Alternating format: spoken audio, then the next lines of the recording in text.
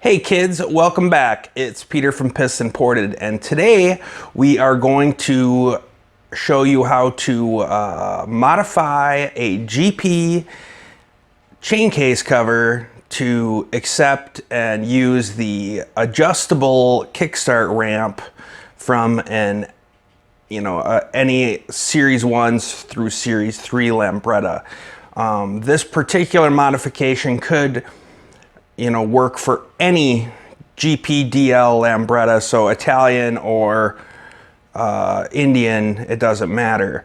The issue comes with the original GP came with this particular end plate.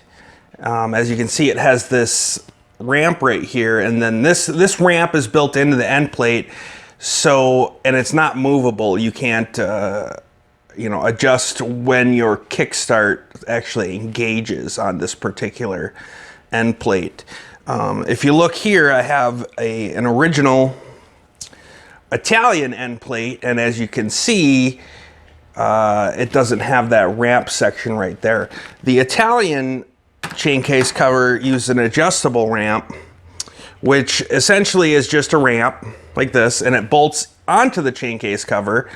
And then it has little slots right here that can allow you to move it to adjust exactly when the Kickstart engages into first gear. Now, to complete this modification, the first thing that we're going to need to do is we're going to go ahead and cut off the ramp on the GP end plate. But before we do that, we're going to go ahead and remove this bearing because, it's in good shape and we want to reuse that bearing. So we're going to go ahead and strip that out, and then, or we're going to go ahead and knock that out so that we can get that out of the way and keep that safe from getting any shavings in it or anything like that.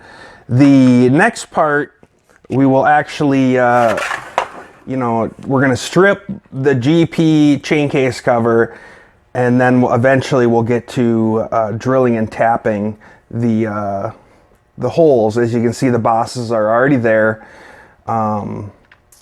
for the adjustable ramp. So we'll go ahead and strip this whole thing down so that we can avoid getting any shavings anywhere, and then we'll proceed with drilling and tapping that out. So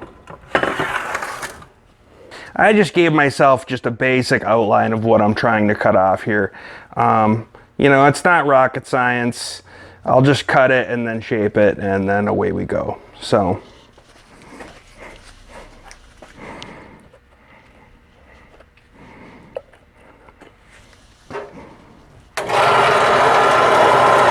it's just a rough cut. We'll go ahead and shape this now to make it look a little bit better, but it's not going to be fatigued or anything like that. So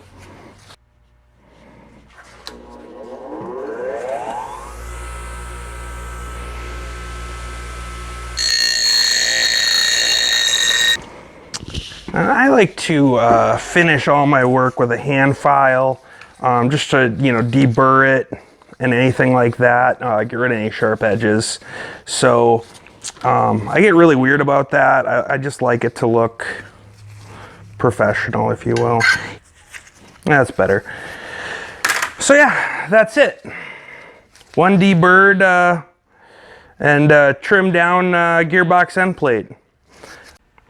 All right, moving on to the chain case cover itself. We're gonna go ahead and strip this down. So just to, again, protect it from any shavings or anything like that.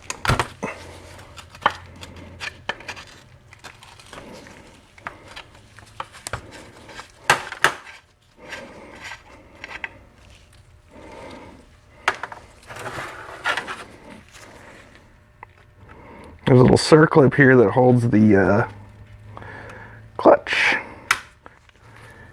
depressor on.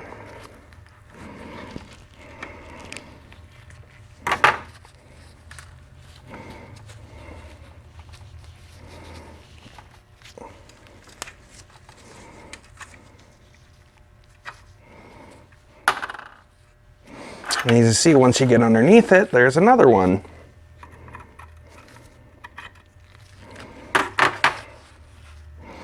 And then you got a little shim. There's a rubber O-ring in here that keeps dirt out of it. And then underneath it, you have this really big one right here. And we'll need to remove that. So, to get at that one, we're just gonna take a screwdriver and pop it off. Easy enough. If you don't have a vise, you really need to get one. And you don't have to clamp it hard on this particular situation. But basically, we're just gonna put it, as you can see right here, we'll put it around this and set it in there. I use the vise a lot for building chain case covers. It's just easier. And then I'm gonna go ahead and remove the Kickstart bolt. Kickstart lever bolt here. And now that that's done, we can actually take the Kickstart off the end of the shaft, the Kickstart lever off the shaft. And that's, we do that basically by just, releasing the tension by moving the Kickstart like this. So that'll pull the tension off of it. And then we can just, slide it off.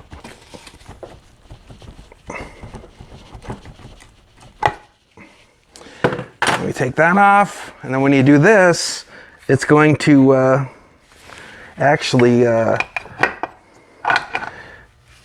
unwind the spring. So, and now that the spring's unwound, now we can safely remove the circlip and all the jibber jabber and withdraw the Kickstart itself. And then we'll take the shims off. This one has multiple shims because of the length of the shaft. And then we can actually physically withdraw the Kickstart. I can flip it around here. Pull that out. And then you can remove this. That's the spring. All right, now I went and cleaned this off real quick just because it's so much nicer to handle now that it's not super dirty.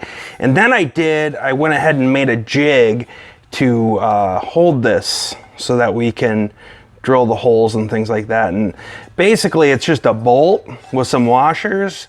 It gives me a clamping surface so that I can actually, put it in my vise or put it in a vise and clamp it down. And that allows me to, not only do that, but to make sure that everything's straight. So, and then the next thing we actually have to do here is we're gonna go ahead and center punch all three of these locations so that we can actually drill these without the drill bit walking. So, and I don't have a center punching, a hole centering device, so I just have to eyeball it. But, it doesn't have to be perfect in this situation. And if you don't have one of these, they sell them at home improvement stores. It's a spring actuated center punch. I highly recommend you get one. They're super handy for a multitude of things that I do. All right, now you can see here, I have my chain case cover and my jig. I got my drill bit here. The hardware size for this is just an M6 with a 1mm thread, so it's an M6 by 1. And as far as the depth is concerned, you can see I put a piece of tape here just to give me a depth gauge. And that's set at 20mm. The stock bolt that goes in here is just 15mm. So we're gonna go ahead and drill it to 20. There's room in the case for that, so not a big deal. And here we go.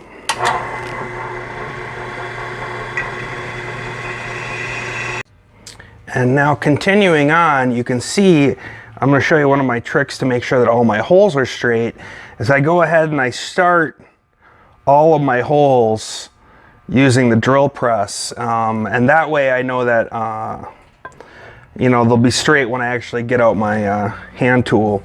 And to do that, basically, you know, I just put my, you know, my tap in there, and then I just turn it by hand.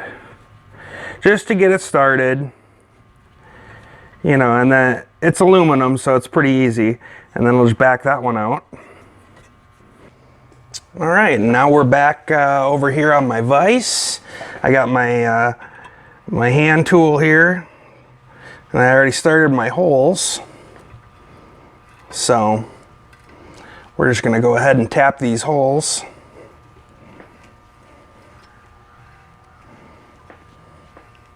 And that's it. Once we clean out those holes and get some fresh hardware, we'll be able to put this in place, and then we'll have an adjustable kickstart ramp.